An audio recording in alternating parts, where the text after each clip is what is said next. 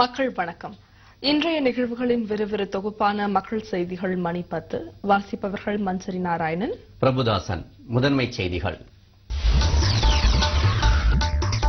2.5 லட்சம் கோடி ரூபாயை எட்டுகிறது தமிழக அரசின் கடன் சுமை. சட்டப்பேரவையில் தாக்கல் செய்த இடைக்கால நிதிநிலை அறிக்கையில் அமைச்சர் தகவல்.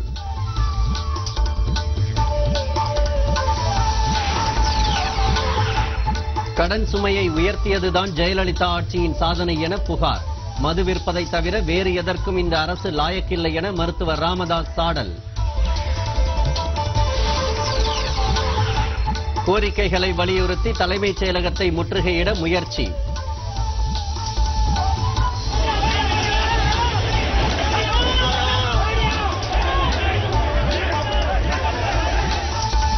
அரசு ஊழியர்களை வலுக்கட்டாயமாக கைது செய்ததால் பதற்றம்.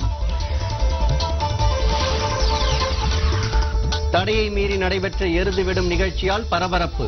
காவல்துறை ஊர்தி சேதமடைந்ததால் கிராம மக்கள் மீது தடியடி.